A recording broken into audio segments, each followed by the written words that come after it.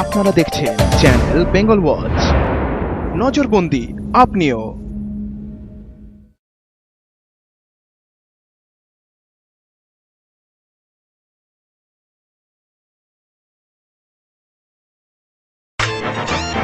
দাঁড়ান দাদা, আপনি কি সঠিক হাতে আপনার সঞ্চয় তুলে দিচ্ছেন? আপনার সঞ্চয় কি সময়ের সাথে সত্যিই কি বাড়ছে? যদি আপনার মনে কোনো রকম প্রশ্ন জেগে থাকে, তা প্রপার্টি, মিউচুয়াল ফান্ড, আইনি সমস্যা, taxation advice, market advice, insurance advice, retirement planning, এমনকি ইনভেস্ট কোথায় করবেন, কিভাবে করবেন, সব সমস্যার সমাধান নিয়ে আসছে আপনাদের কাছে সুস্কান প্রেজেন্টস ইনভেস্টমেন্ট আইডিয়াজ। নমস্কার, ইনভেস্টমেন্ট আইডিয়াজের আরও একটি নতুন এপিসোডে আপনাদের স্বাগত। এর আগের এপিসোডগুলোতে আমরা যথাসাধ্য আপনাদের দেখানোর চেষ্টা করেছি যে কীভাবে সঠিক পথে আপনাদের অর্থ আপনারা ইনভেস্ট করতে পারেন, যাতে কোনোভাবে ভুল পথে আপনাদের অর্থ নষ্ট না হয়। এবং সেই সঠিক পথে যেতে আমাদের সবচেয়ে বেশি যে সাহায্য করেছেন, আমরা আবারও তার কাছে আজকে চলে এসেছি। তিনি হলেন মিস্টার কানেক্টেড। আজকে আবারও ওনার সাথে আরেকবার কথা বলে নেব যে উনি কী ব্যাপারে আজকে আপনাদের সাথে কথা বলবেন। নমস্কার মিস্টার জেন। নমস্কার। আজকে আপনি আমাদের দর্শকদের কি নিয়ে বলবেন? নমস্কার, আজকে আমরা কথা বলবো মিউচুয়াল ফান্ডস নিয়ে। আচ্ছা, মিউচুয়াল ফান্ডস নিয়ে তোমার কি ধারণা? আমার তো সেইভাবে কিছু ধারণা নেই। আমার মনে হয় যে আমার মা বাবার কিছু ধারণা থাকলেও আমার সেইভাবে কিছুই ধারণা নেই, মানে এখনো ভাবতে শুরুই করিনি সেরকম কিছু। তুমি কি বোঝো মিউচুয়াল ফান্ডস সেফ আছে, রিস্কি আছে, ভালো খারাপ, কি বোঝো মিউচুয়াল ফান্ড নিয়ে? আমি মিউচুয়াল ফান্ড নিয়ে যেটুকু বুঝি, মানে ওই শব্দ দুটো শুনে যেটুকু বুঝতে পারি যে সেখানে টাকা জমিয়ে রাখলে সেটা হয়তো পরে ফিউচারে কাজে লাগতে পারে, আর কিছু সেইভাবে আমার আইডিয়া নেই। ফিউচারের কাজে লাগতে পারে, হ্যাঁ। আর কিভাবে ইনভেস্টমেন্টস হয় মিউচুয়াল ফান্ডে সেইভাবে তো কোনো আইডিয়া নেই, মানে এর আগে তো আমার ছিলই না, কিন্তু আপনার কাছে এসে দুদিন ধরে একটু ইনভেস্টমেন্ট আইডিয়াসে এই অনুষ্ঠানটা করে একটু আইডিয়া হয়েছে, কিন্তু এর চেয়ে বেশি আমার কিন্তু সত্যি কোনো আইডিয়া নেই। আজকে আমরা কথা বলবো মিউচুয়াল ফান্ডস নিয়ে। আশা করি এরপরে তোমার আইডিয়া একটু বাড়বে, আর তোমারও নয়, আমাদের সকলের দর্শকদের আরও একটু আইডিয়াস মিউচুয়াল ফান্ড নিয়ে বাড়ুক। কেন যে মিউচুয়াল ফান্ডের মতন ট্রান্সপারেন্ট ইনভেস্টমেন্টস অনেক কম আছে। তো আমরা প্রত্যেকটা এপিসোডে এক একটা ভ্যারাইটিস অফ ইনভেস্টমেন্ট নিয়ে কথা বলবো। আজকে আমরা কথা বলছি মিউচুয়াল ফান্ডস নিয়ে। মিউচুয়াল ফান্ডস নতুন যুগের নতুন ইনভেস্টমেন্টস। আমরা চিরকাল ইনভেস্টমেন্টস করে এসেছি ব্যাংক এফডিসে, পোস্ট অফিসে, কিংবা অনেক বিভিন্ন ভ্যারাইটিস অফ ওয়েজে, সোনাতে, চাঁদিতে। মিউচুয়াল ফান্ড হলো নতুন যুগের নতুন ইনভেস্টমেন্টস। নতুন কেন আমরা পুরনো জিনিসগুলো পুরনো ওয়েতে আরও ইনভেস্টমেন্টস করতে পারি না, এইটা বোঝার জন্য আগে একটা আমরা ছোট্ট সিনেমা দেখব, তারপরে আরও ডিটেলসে কথা বলবো মিউচুয়াল ফান্ডস নিয়ে। তো এইবার দেখুন একটা ছোট্ট সিনেমা যার নাম আছে সার্ভাইভাল অফ দ্য ফিটেস্ট। ওটার পরে আমরা আলোচনা করব আরও মিউচুয়াল ফান্ডস নিয়ে।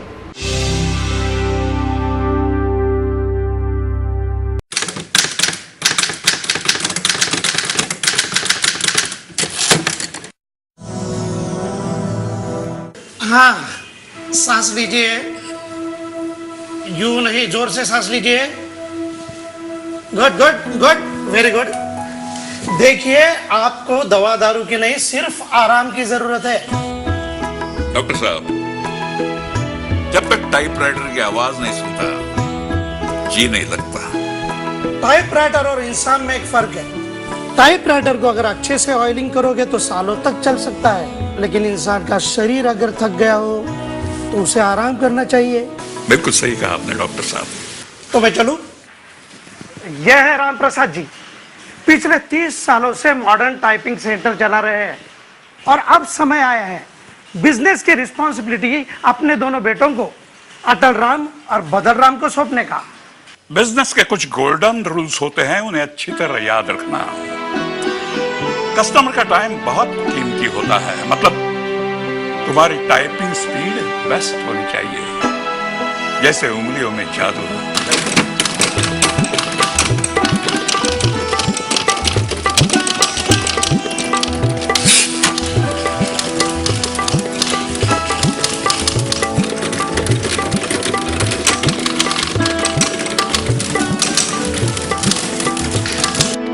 और ध्यान रहे, स्पीड के साथ साथ एक भी स्पेलिंग मिस्टेक ना हो।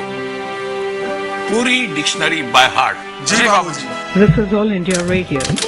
The government has decided to launch an ambitious low-cost housing scheme to benefit 32 million slum dwellers in 250 cities across the country.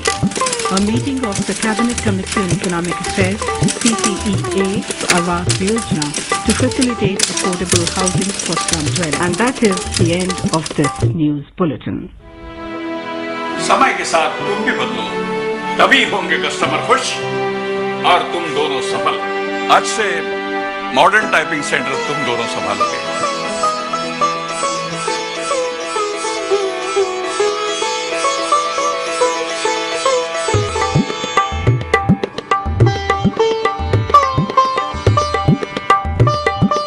दोनों भाइयों ने अपने पिताजी की सलाह सर आंखों पर रखी और जी तोड़ मेहनत की।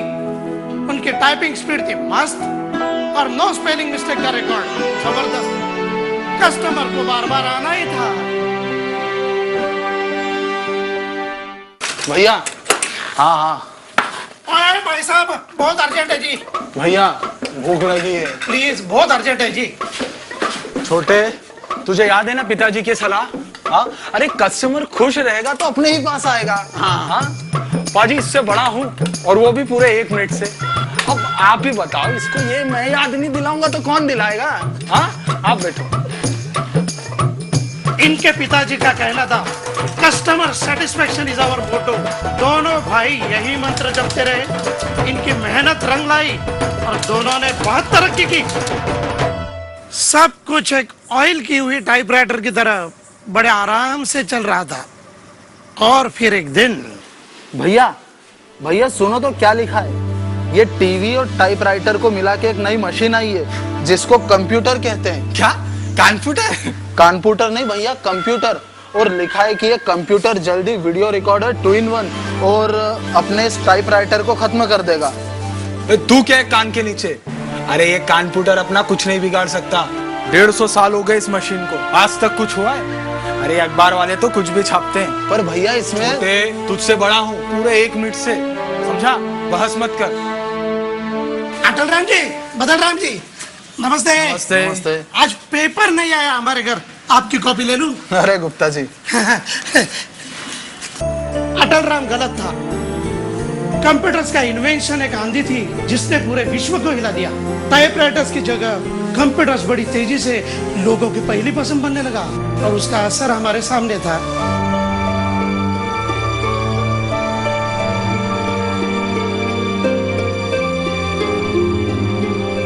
और फिर एक दिन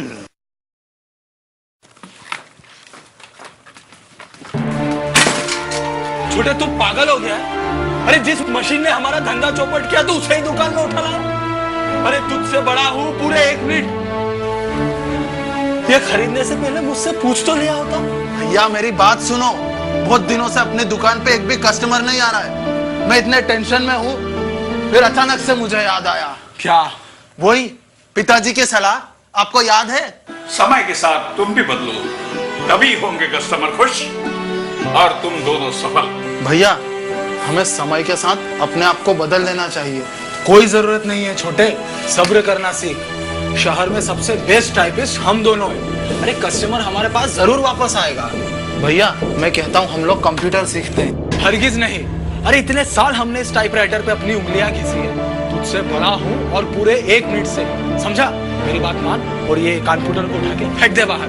नहीं भैया, हरगिज नहीं। तो फिर मेरी भी बात सुन ले कान खोल के। अगर तुझे अब भी इस कंप्यूटर के पीछे भागना है तो भाग। आज से तेरे और मेरे रास्ते अलग हैं। बदल राम ने समय के साथ बदलने का फैसला किया और कंप्यूटर के स्टार्ट बटन से उसकी किस्मत भी रिस्टार्ट हो गई।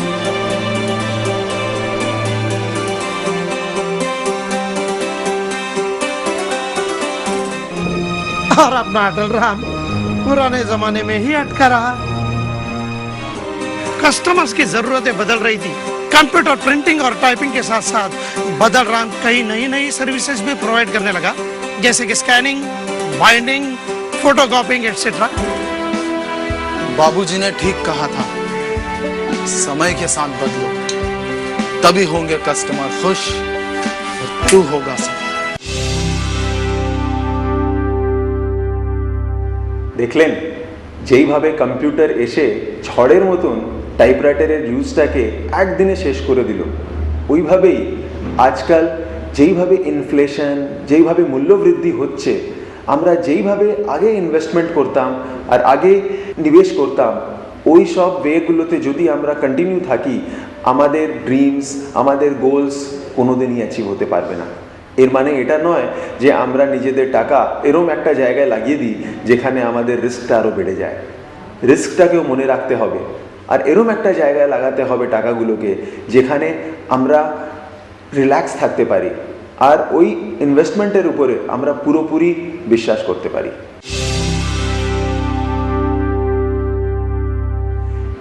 এবার আমরা দেখব মিউচুয়াল ফান্ডস কীভাবে ওয়ার্ক করে আর মিউচুয়াল ফান্ডস ইনভেস্টমেন্টস কীভাবে হয়।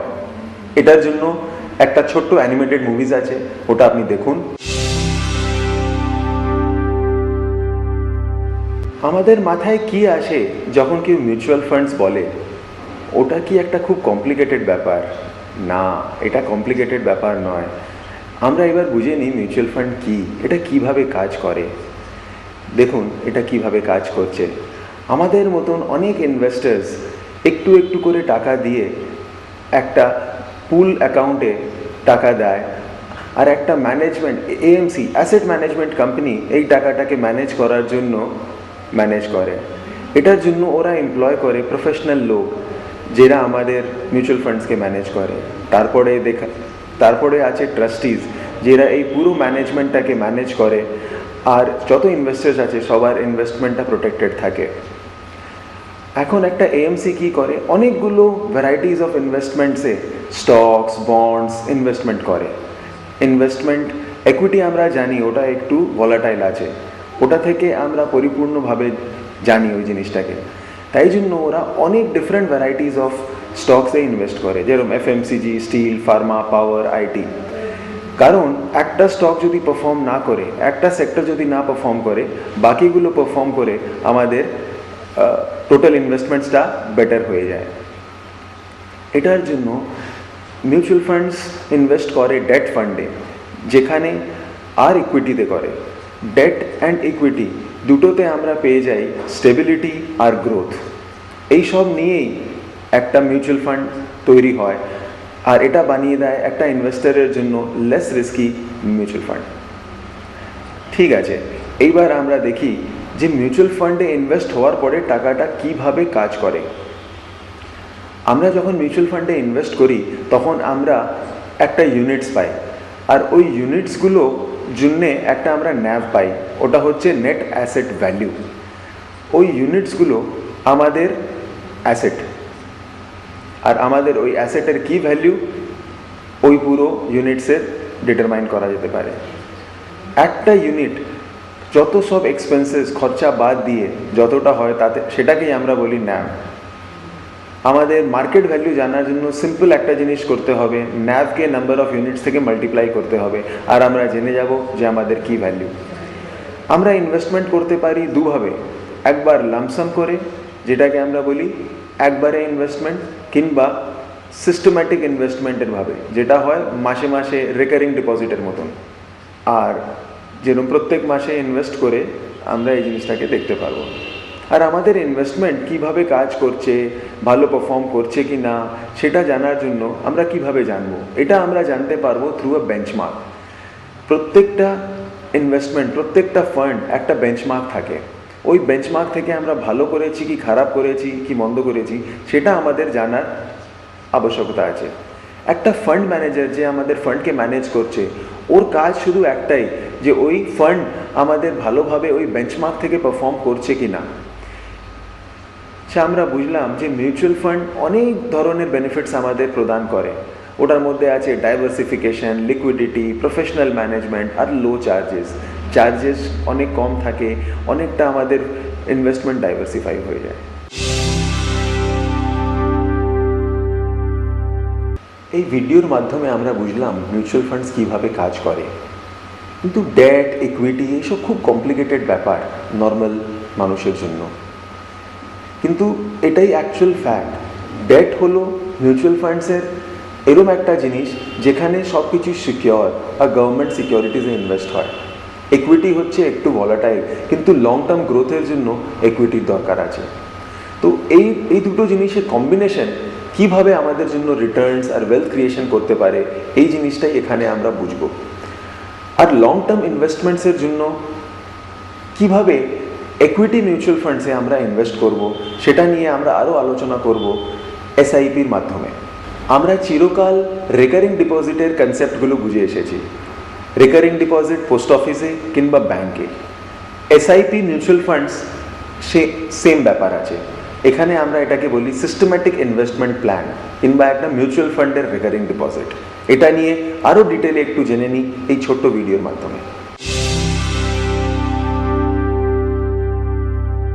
আপনার পড়াশোনার পরে আপনি একটা যখন কাজে লেগে যাচ্ছেন আর একটা স্যালারি পাওয়াটা শুরু হয়ে যায়, তারপরে আপনার জবের মধ্যে আপনি একটা স্যালারি পাচ্ছেন, এরপরে আপনার একটা ফাইন্যান্সিয়াল ইন্ডিপেন্ডেন্স আপনি পেয়ে যাচ্ছেন। আপনি হতে পারে যে একটা রেন্টেড বাড়িতে থাকছেন, অন্য একটা সিটিতে থাকছেন, আস্তে আস্তে আপনি ফার্নিচার কিনছেন, নিজের একটু একটু ড্রিমস ফুলফিল করছেন।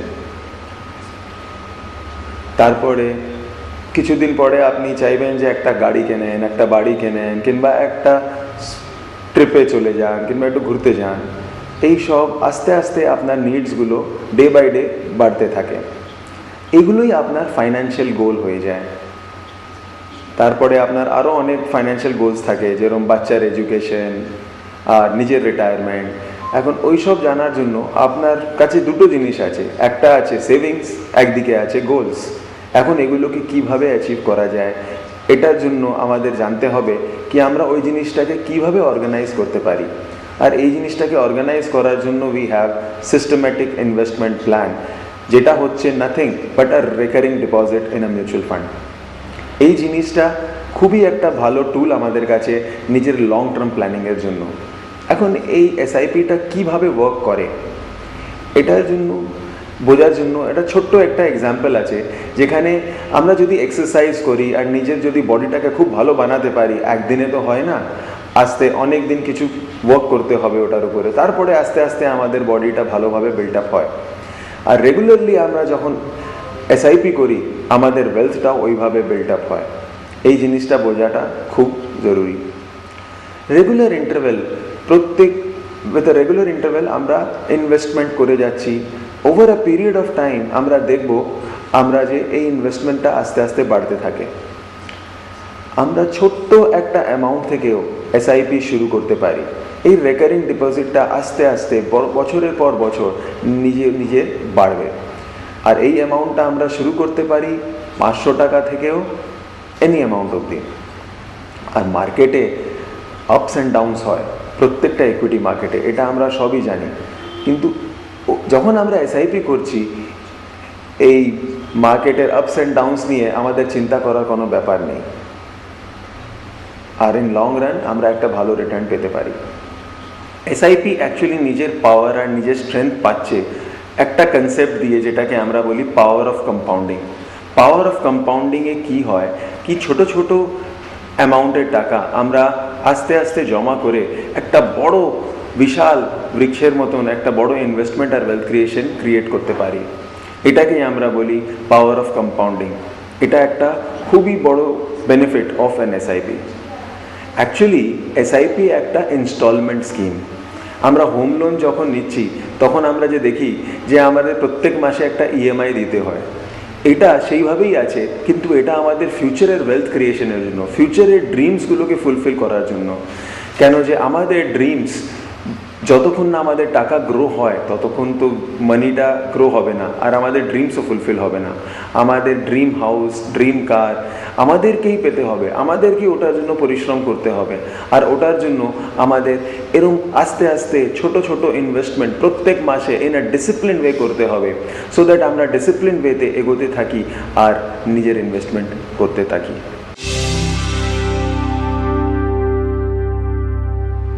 আপনারা দেখলেন মিউচুয়াল ফান্ড রেকারিং ডিপোজিট কিভাবে কাজ করে। মিউচুয়াল ফান্ড রেকারিং ডিপোজিটের মতন অ্যাকচুয়ালি কিছুই নয়, এটা best way of long term wealth creation. বিশ্বাস করুন, আমাদের বাচ্চাদের, বাবার, মার, বন্ধু বান্ধব যাদের investment through mutual fund recurring deposit আছে 10 বছর 12 বছর থেকে আছে, আজ অবধি দেখি না, আর ওটা অটোমেটিক্যালি গ্রো করে যাচ্ছে। এটার বেস্ট পার্টটা কী হচ্ছে, যদি লং টার্মের ভিউ থাকে এটাতে আপনি দেখবেন যে 15% রিটার্ন, সেটাও আবার ট্যাক্স ফ্রি, হ্যাঁ, অটোমেটিক্যালি এসে যায়। কিভাবে আসে একটা এক্সাম্পল দিচ্ছি। 2000 সালে আমাদের টেকনোলজি বুম এসেছিল। ওই সময় সেন্সেক্স ছিল 6000। ওই সময় যে ইনভেস্ট করা শুরু করেছে, ধরুন প্রত্যেক মাসে 1000 টাকা করে করছে। 2004 সালে কি হলো, আমাদের গভর্নমেন্ট চেঞ্জ হয়েছিল আর মার্কেটটা একদম করে পড়ে গেল, আর আমাদের সেন্সেক্স হয়ে গেছিলো 4500। তার মানে দেখা যাচ্ছে যে 6000 টাকা আমাদের 4500 হয়ে গেল। কিন্তু কেউ যদি কোনো মিউচুয়াল ফান্ড, ওটা ICICI হোক, SBI হোক, HDFC হোক, IDFC হোক, কোনো কোম্পানি হোক, ওটাতে যদি ইনভেস্ট করেছে একটা লার্জ ক্যাপ ইকুইটি ফান্ডে, মাসে মাসে দেখা গেছে যে ওই তারিখেও ও 15% প্লাস রিটার্ন পেয়েছে। সেটা বলা যায় ওর ভ্যালুটা মোর দেন 66,000 ছিল 48,000-এর। তো এই হচ্ছে একটা পাওয়ারফুল জিনিস, যেটাকে আমরা বলি সিস্টেম্যাটিক ইনভেস্টমেন্ট প্ল্যান, কিংবা এটাকে বলতে পারি মিউচুয়াল ফান্ডের রেকারিং ডিপোজিট। এই মাধ্যমে যদি আমরা ইনভেস্ট করি, আমাদের লং টার্ম ওয়েলথ ক্রিয়েশনটা খুব সহজ হয়ে যাবে। এই নিয়ে আমরা আপনাদের অ্যাডভাইস করছি যে আপনারা আমাদের হেল্পলাইনেও ফোন করতে পারেন, কিংবা একটা ভালো ইনভেস্টমেন্ট অ্যাডভাইজারকে কল করতে পারেন, কিংবা আমাদের যে ফেসবুকের পেজ আছে ওটা আপনারা নিশ্চয়ই ভিজিট করুন আর ওটাকে লাইক করুন। ওটাতে টাইম টু টাইম আমরা অনেকগুলো ইনফরমেশনস আপডেট করতে থাকি, প্লাস অনেকগুলো লাইভ প্রোগ্রাম আমরা করব ইন ফিউচার, আর ওর ডেটগুলো আমরা অ্যানাউন্স করব। যদি আপনারা আসতে চান আর 1-to-1 কথা বলে নিজের যত সব প্রশ্ন আছে ওর উত্তরগুলো জানতে চান, আপনারা ওই লাইভ প্রোগ্রামগুলো পার্টিসিপেট করতে পারেন। এটা নিয়েই আজকে আমরা এখানে শেষ করছি মিউচুয়াল ফান্ডসের আইডিয়া।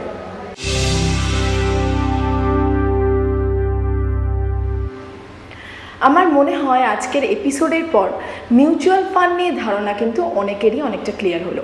বিশেষ করে আমার বয়সী যাদের এই মিউচুয়াল ফান্ড নিয়ে কোনো ধারণাই সেভাবে ছিল না, তারা কিন্তু অনেকটাই লাভবান হলেন। যেমন আগে ছিল টাইপরাইটার, এখন কিন্তু এসে গেছে কম্পিউটার। সেরকমই আগে যেখানে রেকারিং ডিপোজিট ছিল, সেখানে আজকে কিন্তু শুধুমাত্র মিউচুয়াল ফান্ড রেকারিং ডিপোজিট। আর এইখানে ইনভেস্টমেন্টে কিন্তু শুধুমাত্র গ্রোথ থাকছে না, সেখানে থাকছে সেফ ও গ্রোথ দুটোই কিন্তু থাকছে আমাদের এই পথে। আর এরকমই আরও কিছু গুরুত্বপূর্ণ ইনফরমেশন বা তথ্য আমরা কিন্তু আপনাদের জানাতে থাকবো পরবর্তী এপিসোডগুলোতে।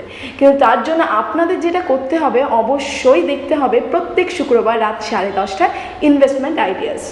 আজকের অনুষ্ঠান আমরা এখানেই শেষ করছি, কিন্তু আপনারা সঙ্গে থাকুন, দেখতে থাকুন বেঙ্গল ওয়াচ।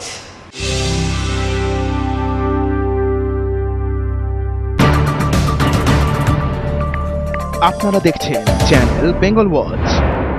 নজরবন্দি, আপনিও।